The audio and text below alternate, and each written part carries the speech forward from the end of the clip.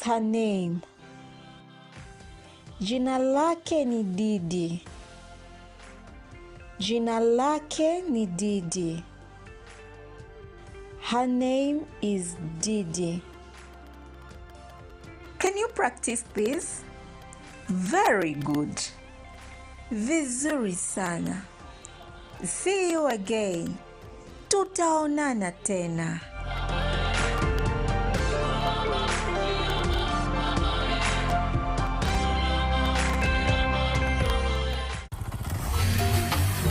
Hello, Kampala, Uganda. In response to the national call of strengthening the traffic security, Good Products Group HGO brand has officially launched the Rider Selection Campaign. Registration is now open.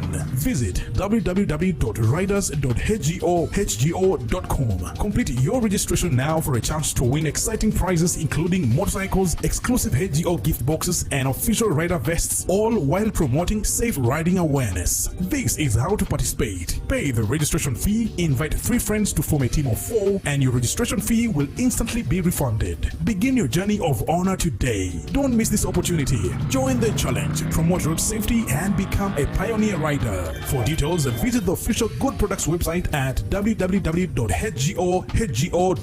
or call toll-free 0800-335-555 or visit our offices at Kingdom Kampala 3rd floor to register now and win prizes worth millions. Pick of the day on UBC.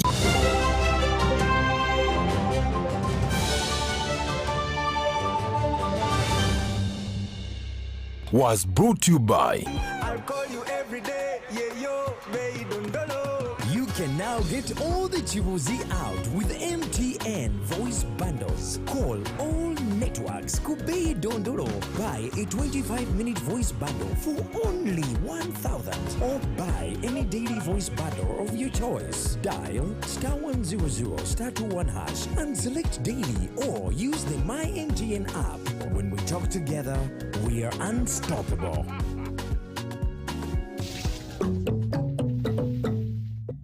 Taxation is a bit complicated, and the only way to demystify it and make it as easy to understand and to comply with is through engagement. Is there a limit to the number of cars a returning citizen is bringing into Uganda?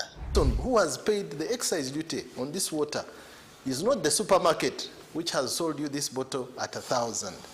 It's not the business. It is the man who is going to drink this water. We strongly believe that it will only be through such constructive engagement that we'll be able to broaden our tax base and build our country together. Buza Commissioner. Now you can get direct answers. Send your tax-related questions via WhatsApp or SMS to 0790-141-887 and the Commissioner General of URA, John Musinguzi, will personally address them. Tune in to UBC News Tonight every Monday and Wednesday for expert insights and clear explanations. Buza Commissioner. Step into a world of excellence, comfort and pride with Royal Foam Furniture, crafted to perfection right here in Uganda. We bring you state-of-the-art living room furniture and bedding products at affordable prices. Our wide variety of mattresses include orthopedic, pillow top, spring mattresses suitable for institutions like hotels, and many others for home comfort. With every piece telling a story of royal excellence, our products are built with the highest quality materials made to last. Experience royalty with Royal Foam Furniture, proudly made in Uganda, so buy Uganda and build Uganda. Visit our showrooms at Ginger Road, Chambogo Junction, Bukota Chisasi Road, and on Victoria Mall, Entebbe, on the 1st floor.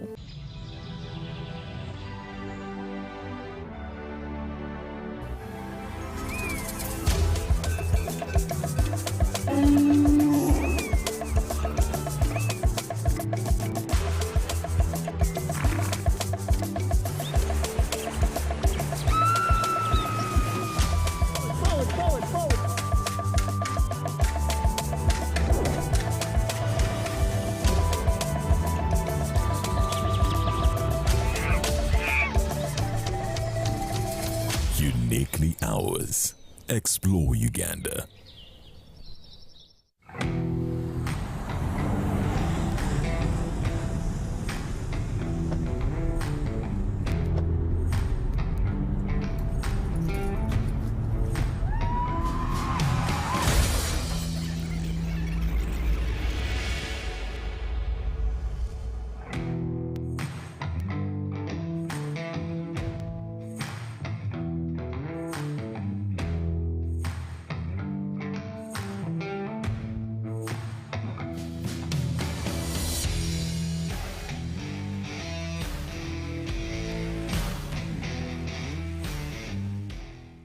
At UNOC, we believe in safety.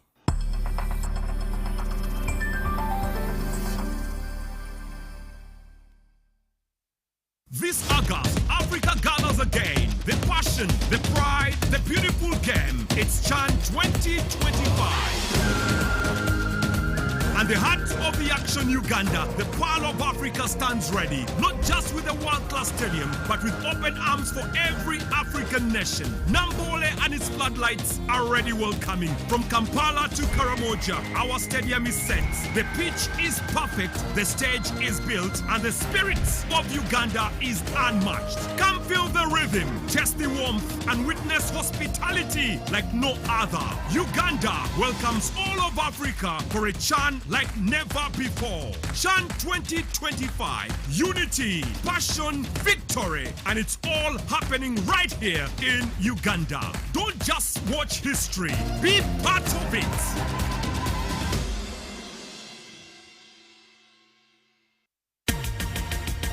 It's a FlexiPay cashback explosion. Shop and pay with your FlexiPay. Cashback, instant. It's a FlexiPay cashback explosion. It's a FlexiPay cashback explosion. Simply shop and pay with your FlexiPay at activating outlets and enjoy instant cashbacks. Terms and conditions apply. Stanbic Bank is regulated by the Bank of Uganda, and customer deposits are protected by the Deposit Protection Fund up to 10 million Uganda shillings.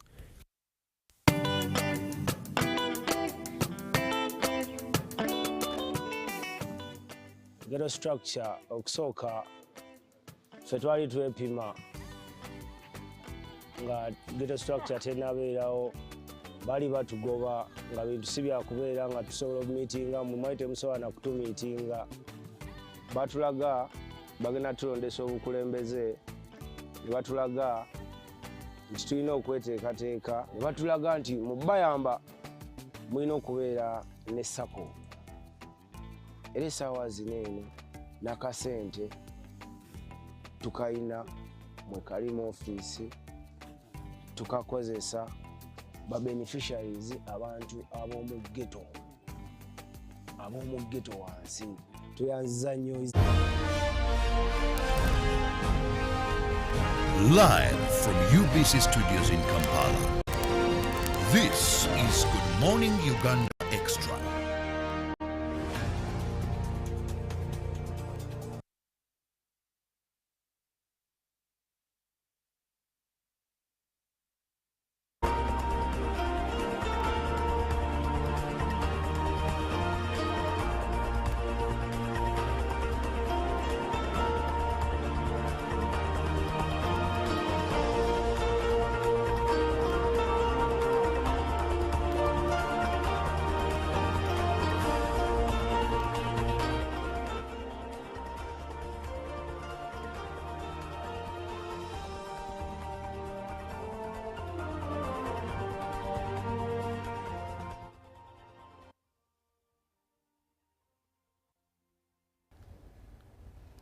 Love the morning to you wherever you are and you're watching UBC TV. Thank you so much for waking up with us. And of course, that is from 6:30 when we did start our Good Morning Uganda show. Now, welcome to the extension, which is Good Morning Uganda Extra. I'm Robert Chirabo Nyonyitono, and this morning we are going to be discussing something regarding our education sector, and that is addressing academic indiscipline to combat corruption. Now, we all know that school is one of the places where we spend most of our times, from pre-primary, then you go to primary, then you go to secondary, then you go to university. Now, this is a time where most of your lifetime is spent, at least the early important stages of your life. Now, whatever goes in school will greatly impact who you become in the future. And many schools are known. Someone will tell you, but did you really go to this school? The behavior, the character of people who went to that school, don't act that way. I doubt you're from St. Mary's Chitende. I doubt you're from King's College Budo. I doubt you're from Deje Senior Secondary School. I doubt because you're from Gayaza, because there is what they expect. So that means school can impact so very much in a person's life. Now, today, joining me, I have two gentlemen and a lady, but I'll start with the lady. I have Madame Tumuhaire Wilfred, who happens to be representing the General Secretary, Uganda National Teachers Union. You're most welcome. Thank you very much. Good morning, listeners and viewers. And then I have now Mumpa David, who is the Executive Director, Namumpa Morals Initiative. Good morning and welcome. Good morning, and very good morning to you, our listeners.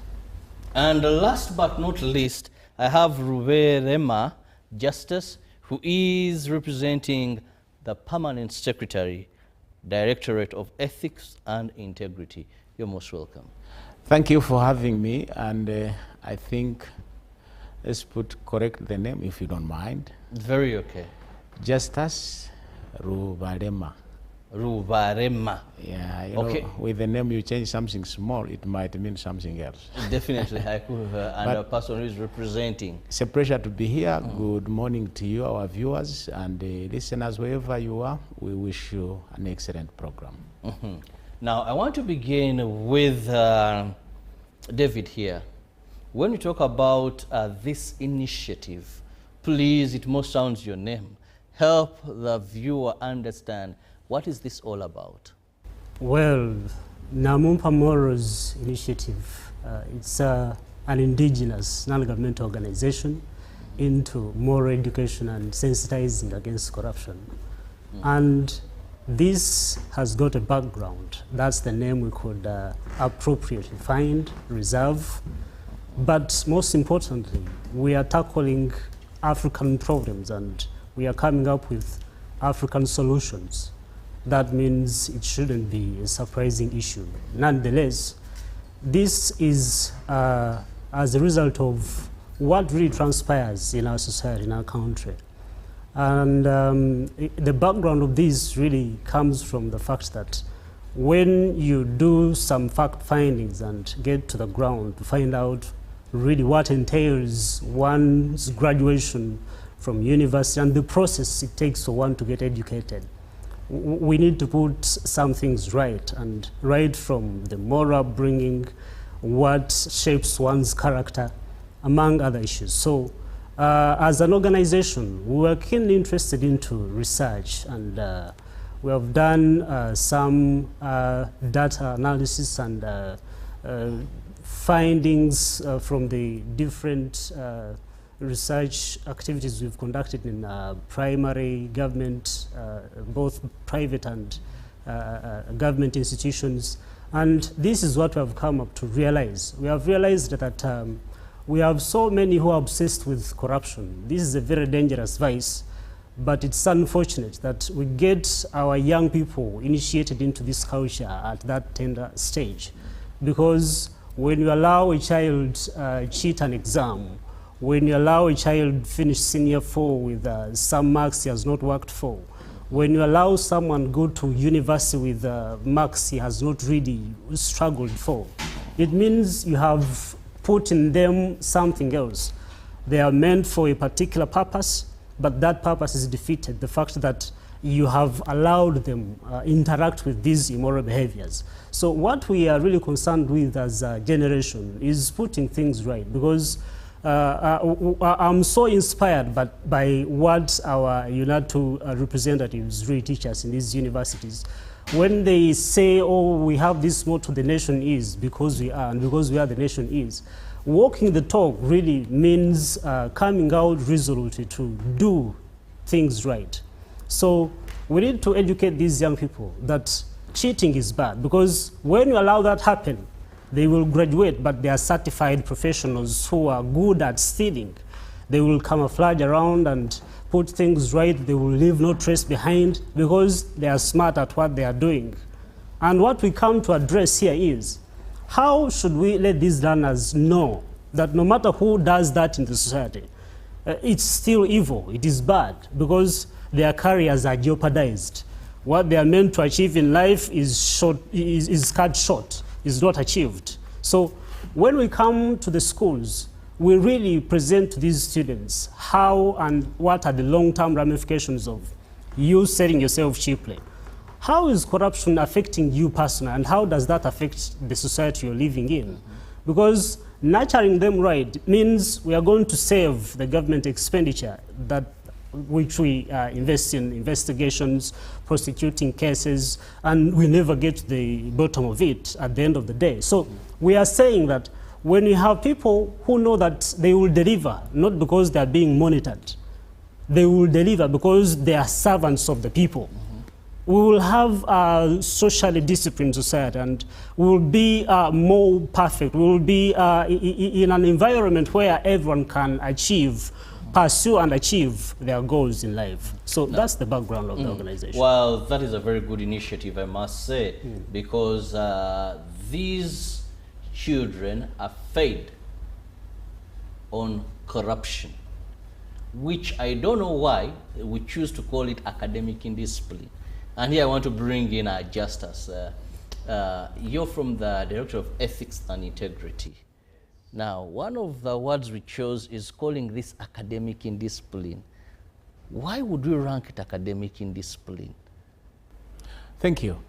You see, meaning is in the people, and sometimes when we speak, we tend to infer, we tend to communicate something as though it is true. Like you've just said, why would you call it academic indiscipline? Who? Society describes things the way they understand them. Well, in the first place, I want to bring you a greeting, listeners and viewers, from the Directorate for Ethics and Integrity and the Religious Affairs Department, particularly where I come from. But from where we sit, our vision is a well-governed and prosperous society that cherishes moral values and principles. So in whatever we do, that's what we envisage. We therefore plan and act and do every effort to make sure our children are trained in a way that brings them as responsible citizens. And government is formal, works in very clear procedures and processes. For example, we have the National Ethical Values Policy of Uganda, which has 12 national ethical values, and these values are integrated in the curriculum. So you see, from where government sits or is, we expect every Ugandan to be raised right from childhood knowing that there is a value system in the country. It should be followed in schools. Now, to come to a word indiscipline is not only in the academic, it's everywhere. Indiscipline is a human weakness. Indiscipline must be worked upon. We need to, I mean, it is in homes, it is in individuals, it is among the drivers, it's everywhere. But these are vices in society that we have hope that we can work on. That's why our mission then as a department of government, our mission is to provide leadership in the rebuilding. When we use the word rebuilding, it means morals are there, but rebuilding ethics and integrity, and then coordinate the government efforts in the fight against corruption. Therefore, honestly, if there be anyone who is surprised why things are the way they are, it should be the Directorate for Ethics and Integrity. Our expectation, that's why we wake up very early, sit in our offices, move in the country to work. We have faith, we believe things are going to be better. I love the word, we believe things are going to be better. Ugandans have believed that for so long. But every day when we look at what is happening in our schools, we lose hope. And here I want to bring in a representative and a teacher to say, now, most of the indiscipline, and now we are talking about elements of corruption, where our children are initiated into without choice, like examination malpractices. This is a child in primary 7. Now they are introduced to exam malpractices by a teacher like you, who will tell them, well, you need the good grades, but what we can do, this is how and how we are going to do the rigging. Now, a child who has rigged exams, not because it is their choice, but that has teachers' involvement. Now, we want to see to what extent have teachers' behavior contributed to moral decadency and corruption in this country. Yeah, thank you. Thank you very much. Once again, I'm Tumhaire Winfred, representing the General Secretary, Uganda National Teachers Union. But most importantly, I'm here as a teacher, and a classroom teacher for that matter, with the 25 years of experience in teaching. So I wish we had called this topic indiscipline, society indiscipline, instead of calling it academic indiscipline. But we can narrow it to that. Now, as teachers, our motto has been always and will always be, we are because the nation is because we are, and because we are, the nation is. And I'm proud of that. And it's not until of recent that actually society is throwing it back at us, forgetting that we are also part of the society. However, I want to say this. When children come to school, they come from homes which are part of society. By the time a child is 5 years, something has been instilled in them that it will take a lifetime to uproot that kind of understanding that the child picks. As the child moves from home to school, the child goes through society. The child is going back home. Now, the society in which we are living, believe me I want to use this very heavy word, we are living in a rotten society. You will agree with me or you disagree? This society, left, right, and center, has been disorganized by factors I may not elaborate right now, so much so that even when you are a teacher teaching in class, you'll tell a child corruption is bad, and the child will respond to you in reality. You're telling them the ideal part, the way things should be, society is bad. The child is responding to you in reality of what he's seeing in society. You tell children bribery is bad, and they will tell you, madam, if we don't bribe our way out, how are we going to get the jobs? You're telling them nepotism is bad, favoritism is bad, you're telling them segregation is bad. Those are the words you're trying to teach them, but what they are seeing in society is different. That's why I see you allowing them during their elections to carry suits, to bribe their colleagues, to vote them into power, not basing on ability. I think that is some particular schools who probably are also part of the society I've talked about that are allowing children to do so. But you'll find that in most schools that are really up to bringing up children the way they should be, such things are not allowed. For us, we elect leaders, but I've never seen that in my school. In the schools I've been in for 25 years, I've not seen that, but I see it in papers, which means it is there. And that's why I'm telling you society is crooked, and children are living in that. So for us, we try to teach ideal, but the reality outside is different. So children keep on picking, and whatever you're telling them, it's like you're not even wishing good for them, because what they are seeing outside is different from what you're telling them. So I would rather say that it's really to a very less extent that the teacher's morality is responsible for corruption. However, there are those teachers, pockets of individuals who have also allowed themselves to be corrupted by society, so that when they enter class, such teachers also teach what they do. So I'm not saying totally 100% teachers are innocent. No, I can't say that, because Namumpa here has already told you what he's witnessing in society.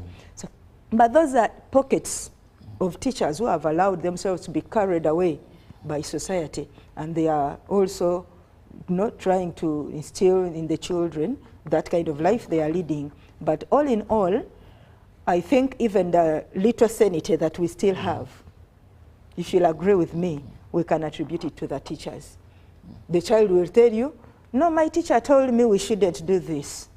So that clearly shows that the teachers are doing some real good work to uplift the morality of the teachers. But like Justice has said here, it's a joint effort.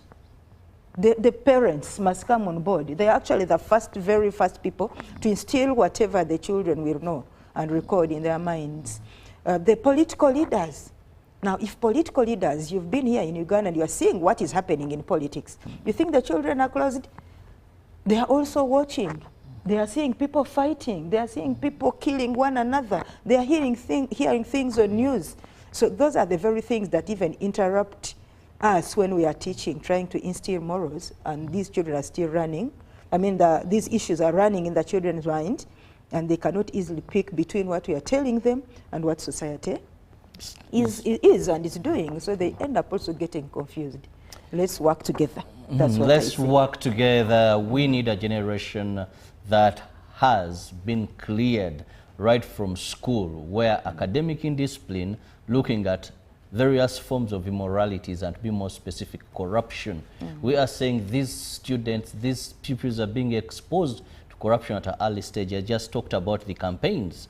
Now, the teacher I have here talks about a reflection of society, where they are coming from. That if I'm a father and I bribed my wife to elections, when my child says I'm contesting as a member, as a prefect, the first thing I'll go and buy sweets, I buy balloons, I buy whatever there is to buy, and give my child to go and, of course, ensure that child gets the votes through bribery. Now, if the teacher comes to speak, the child saw daddy doing it. And now the teacher you hear saying it is bad, but he saw daddy do it, he saw uncle so do it. They are now either in big positions, they have bought their way through. Where my child doesn't get the marks to go to a certain school, and then I ask someone who knows someone there, and I pay them to go and sweet talk the teacher I have here, Madam Headmistress. Exactly. You see, this is Chirabo's daughter. He's a presenter. He gives us a time.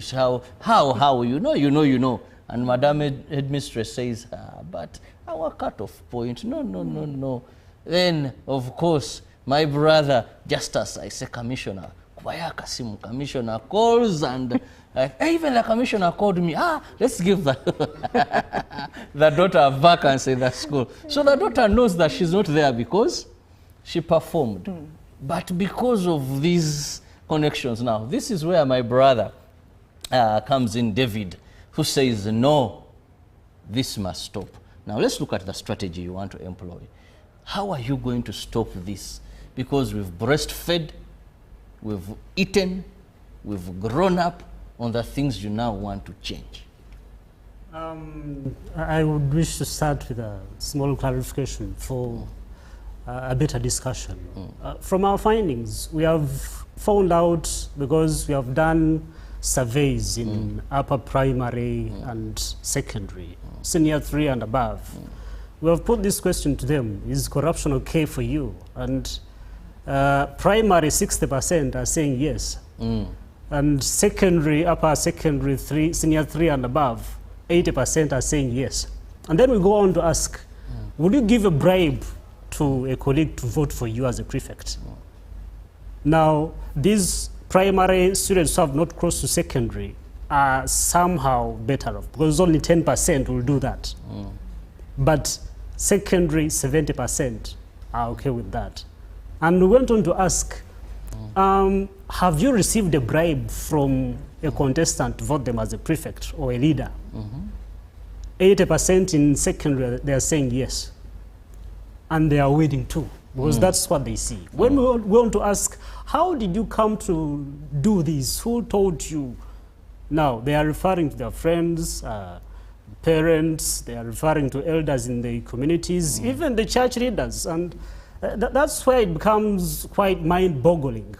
But our strategy here, We are coming in because we have analyzed the situation. The circumstances on the ground really desire or demand us to come up with very realistic solutions.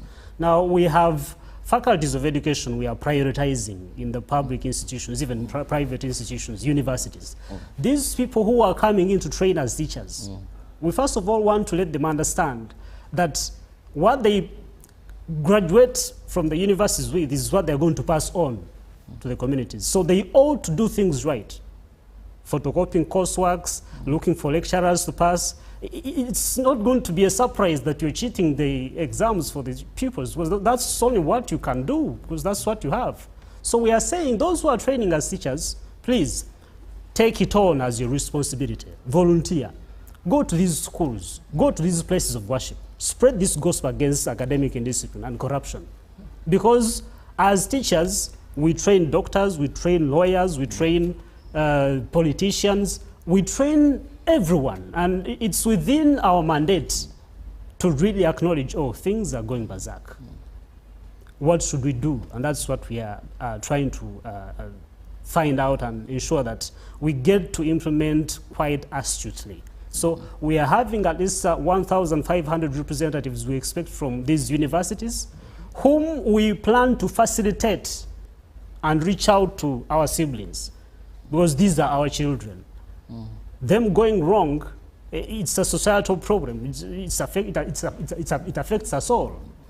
Because when you look at how many do graduate out of institutions, I've been looking into statistics that over 900,000 graduate every year. But the government, the economy can only afford just 100,000. It means majority are on their own. Unfortunately, about 25,000 are going for domestic work, modern day slavery. They have no options. They are trained, they have these transcripts, very appealing transcripts on the face value, but they don't have their brains trained to think, come up with viable diagnosis to solve the problems around them. And that's what can only identify them, give them relevance in the society. So our strategy is really coming out as volunteers who are doing education, even those in other faculties, places of worship, joining us to really prioritize sensitization, mindset change. We believe we're going to turn things around. Well, with that, allow me go for a very short break. When I return, my guests are still here, and we are looking at how can we fight and kill this elephant in the room. We return. Live from UBC Studios in Kampala, this is Good Morning Uganda Extra.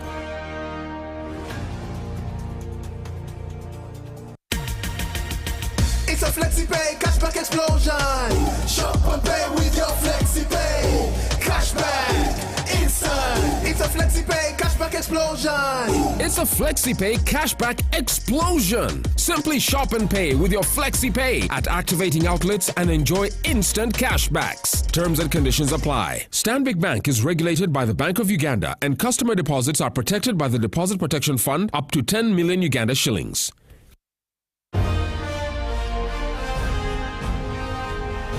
Live from UBC Studios in Kampala, this is Good Morning Uganda Extra.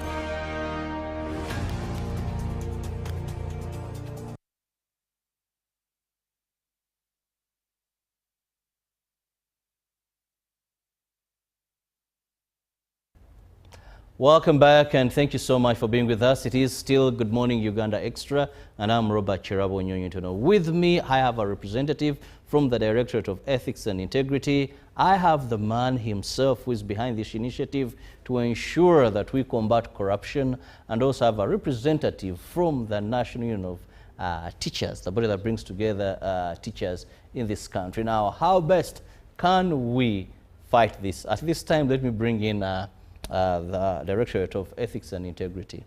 Now, in the fight justice against corruption, and now here we are looking at, I think we are targeting the best group. And I want to thank David for this initiative, because I don't say There are those who should go, we should have the floods and then we save these in the Noah's Ark. But I think it's good that we start with the young. If they know this is evil, this is sinful.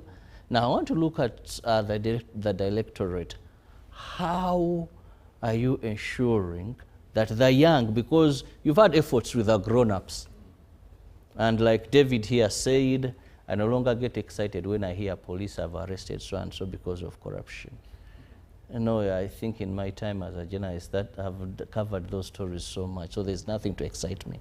I can only get excited when I know they have convicted and sentenced. Now, he also says saving taxpayers' money. So you are the directorate that we look at more. How are you venturing into this young age and seeing that we instill those values in them? Very good. Thank you. I really appreciate that direction of our discussion, and appreciate also Namumpa, David, and the initiative, and my sister, the UNATO. These are good. Now, before going direct to the question, let me find out, maybe from us, where do we learn from? Because what we are talking about is knowledge. Knowledge is important in society. Knowledge is important at any level. As a matter of fact, if you're a Christian like me, I will respect other faiths like the Muslims are there, but in the Bible, it's clear. Without knowledge, my people perish. Indiscipline sometimes is as a result of knowledge. So even before we get into schools, let's look at our families, parenting. Again, it is the Bible which states,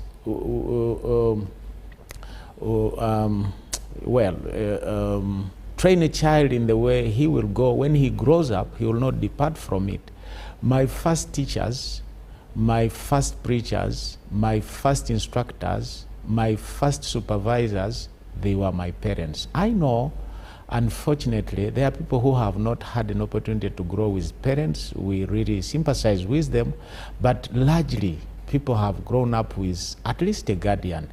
I think there is something there that we need to point at. What I would like to a little bit desist from is looking at the government as the magic bread of everyone, so whatever goes wrong is like government to Yambe, you know. Yes, it is the role of the government to govern. It is the role of the government to make sure there is sustainable development in the country. It's the role of the government to make sure, but it is at the governance level. It's a little bit higher. At the operational level, there are other people who do it. So how does the Directorate for Ethics and Integrity do it? I told you we have the 10 National Ethical Values Policy of Uganda. For example, value number 4 is hard work for self-reliance. Indiscipline sometimes is at whatever level, whether academic, whether cultural, whether political, and please politicians forgive me on that, but I believe there could be political indiscipline. But indiscipline at whatever level often is caused by lack of hard work. Because you have not worked hard, you don't have what it takes to be voted, so you want to bend the truth, bribe the voters so that they can vote money, not you. That's indiscipline. And so it comes back to these national ethical values. Number 1 says respect for humanity and environment.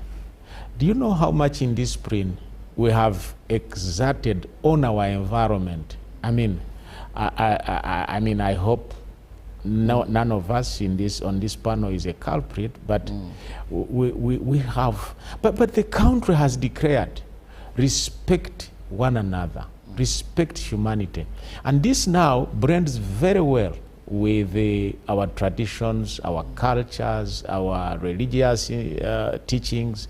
When the scriptures tell us respect your father and mother, sometimes lack of respect like that causes indiscipline. So as the Directorate, we really encourage people to look at government tools, government publications, government policies, government structures, and then the life guidance. Because if you say We have the national ethical values. Honesty, for example, honesty is ethical value number 2. Speak the truth at all times. But I am telling you, and then you bring in some, I said earlier on, there are some lies which we portray as though they are true, and then they can easily be believed. In philosophy, they talk of a Pharisee when they say you can never be a better Catholic than the Pope in Rome. It sounds like it is true, and in fact, it is true, but it's not true. You can actually be a Catholic because you are looking at God, but because of respect, you take it at that. Now, in the same way, there are things we believe here as people. So, I mean, you say this cannot be. No, it can be. So I am so thankful to young people like David who have come up with initiatives, and we need to support that. It's one way. There are several other ways. So we as government, we point people to the value system of the government: social responsibility, social harmony, national consciousness, and patriotism. If you compete with somebody and he wins and you lose, you should have some courtesy to come and congratulate him. Commissioner, I'll be coming back to you. I love these are on paper, and we know they're the policies. The question is, are we following them? Why are we not following them? Now, Exactly. This takes me to the teacher that we have on the panel this morning. Now, when we talk about the NMI, that is the Namumpa Moral Initiative, as teachers, how are you planning? One, we fear conflict of interest in some aspects in the teaching profession. These may be conflict. You're going to be a classroom teacher, the headmaster comes and says, well, Kasasi, you know, we need this for our student. The school director says, we must appear in the papers. We must appear in the papers. Or the headmaster has no job.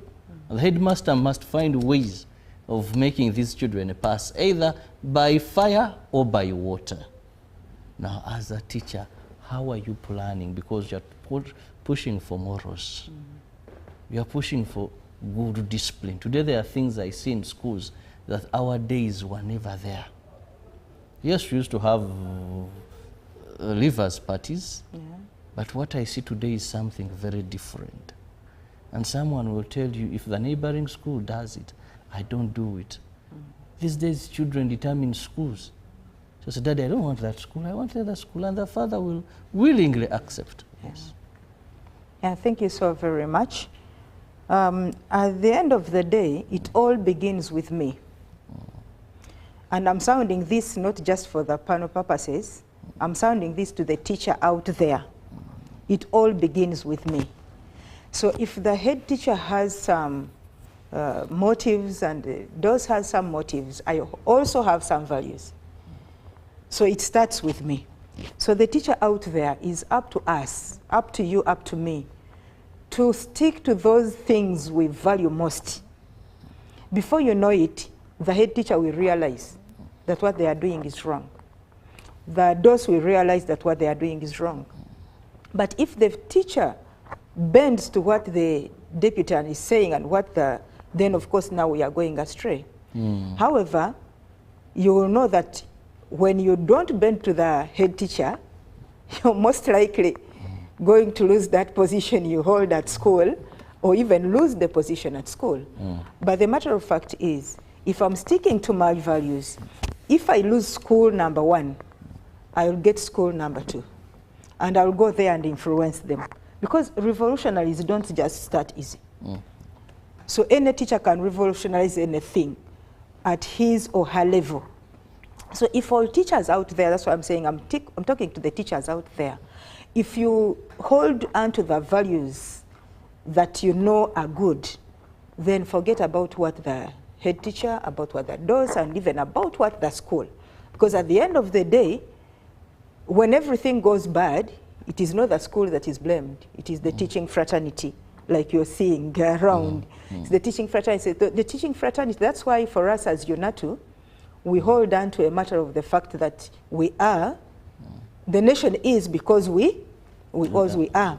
So if we don't hold on to the values we see as the most important to build society, then before we know it, everyone will be blaming the teachers that the nation is corrupt because the teachers are corrupt. That because the teachers are corrupt, so the nation is corrupt. Please, Justice Kamil. Thank you for this discussion. You see, I like that, but often things are easier said than done. How do we guard against peer pressure that comes? Because I mean, once you have a business perspective, which is good, and then competition comes in, and then a school is, so these teachers, you see, you are speaking at the UNAT level, that is very good, but trickle it down to the operational level.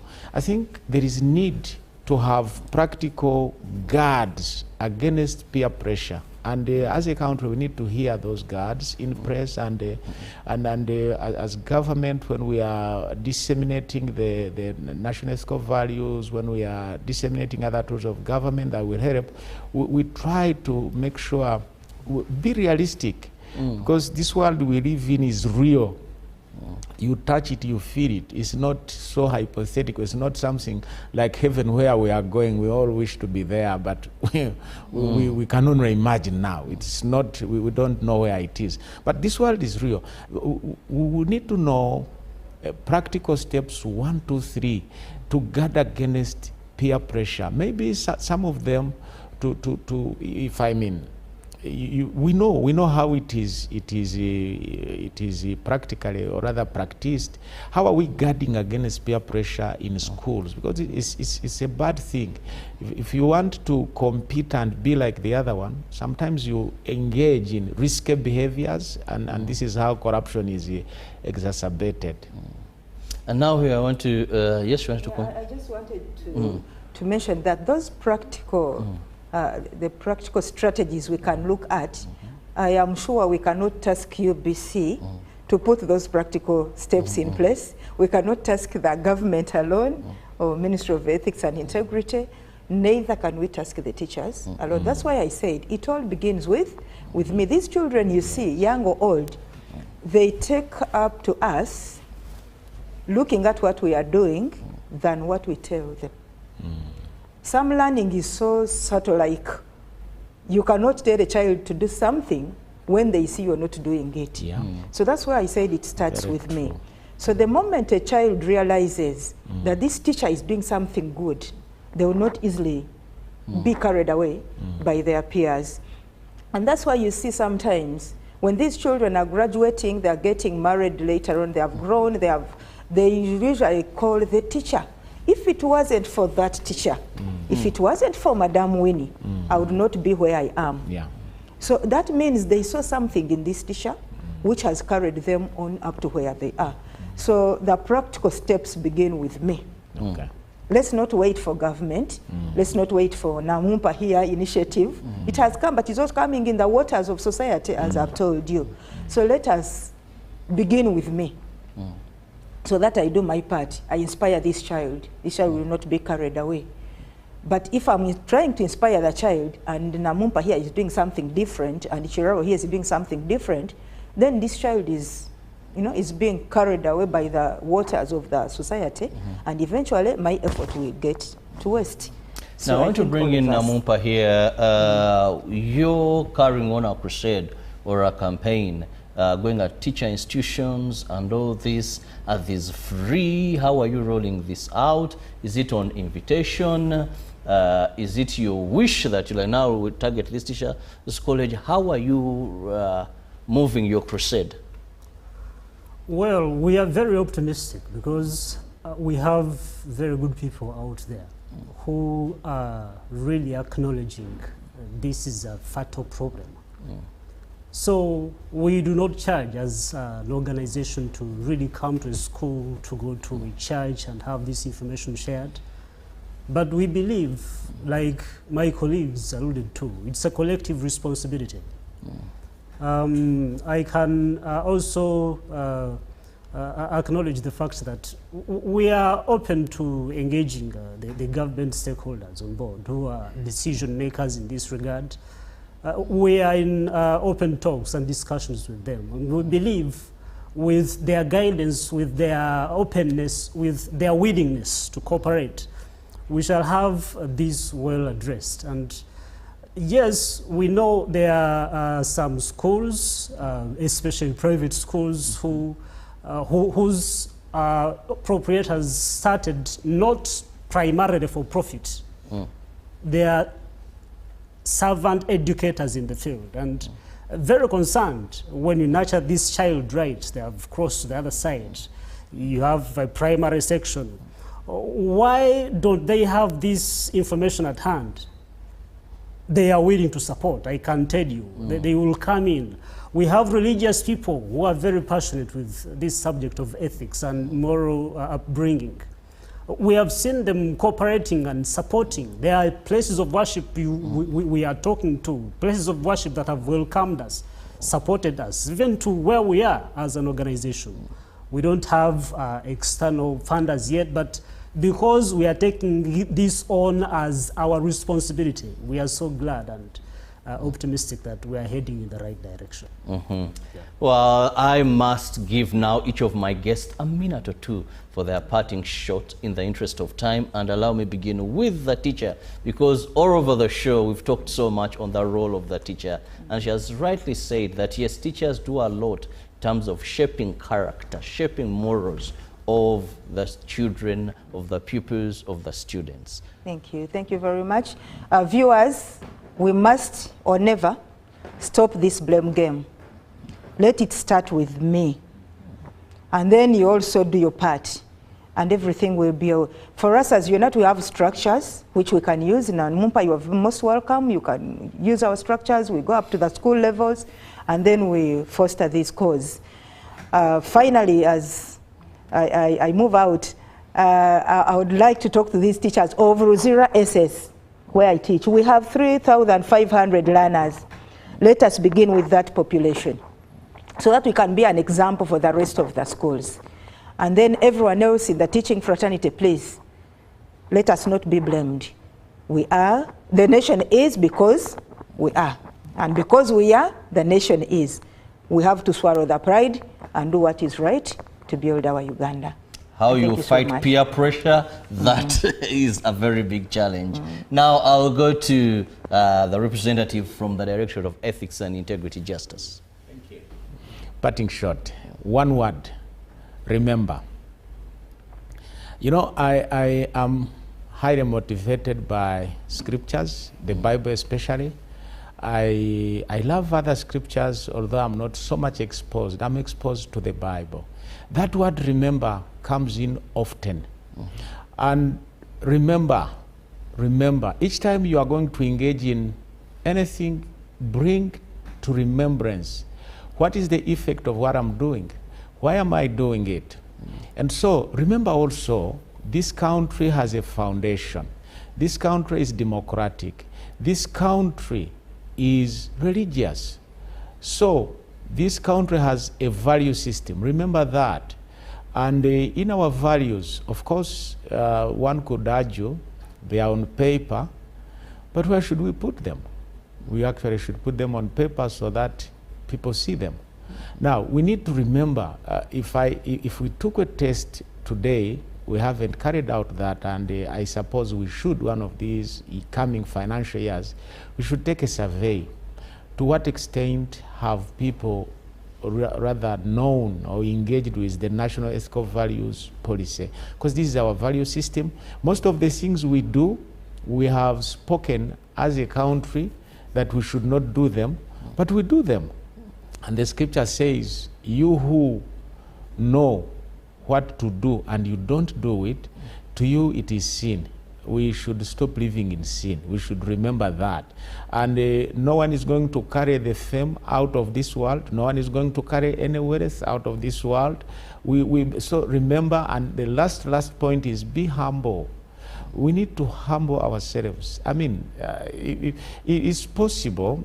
The result of an exam is what the examiner has given you. It does not necessarily describe how excellent or how innovative, how creative you are. So I'm glad this show, Namumpa and the team and you, Chirabo, for holding it. You brought in a person from UNATO. So and we love what is being done. Where the problem is, we are one big thing. We need to work together. Work together. Yes, Namumpa, finally. I admire to speak more like as an African. When I trace the background of education in Africa, I get to acknowledge the fact that it was not introduced with completely clear motives or good motives. We have education, part of it, which was introduced to us to nurture submissive professionals for the colonial masters. And it's unfortunate that that legacy still carries on. And when we get to look around and see how gifted we are as a continent, we should rethink, because a miseducated generation is an easily manipulatable generation. You will have leaders who will be representing you in parliament, but these are the people who cannot legislate issues and represent you right. These are professionals who are looking for what they benefit and not how to transform. So I urge all of you to really come up and do the needful in order to nurture our students, our generation right for the future we desire, not only as a country, but as a continent as well. I thank UBC as well for being a role model, because when you say we are educating, and really something like this comes on board and you're not weeding, it tells something else. But by the fact that you have been weeding, this supportive, this airtime is not what we have bought. We are so thankful to the marketing, the entire UBC administration, and we look forward to engaging going forward. Thank you so much. Well, I just want to thank you so much, Namumpa, Justus, and of course, Teacher Winnie, who has been with us all the way through. And above all, you, our viewer, we hope you've picked something. Ending corruption must start with you before we blame anybody else. And to the teachers, please, there is so much that these people learn through your hands. You take the lead of this fight. Let's ensure that we do not at any point tolerate, either with peer pressure or what, that we bring children out of school who know that corruption is an evil, and they have, at no time can they look at their career or their success being backed by corruption. Have the best of your day. May the good Lord bless you. See you tomorrow, God willing.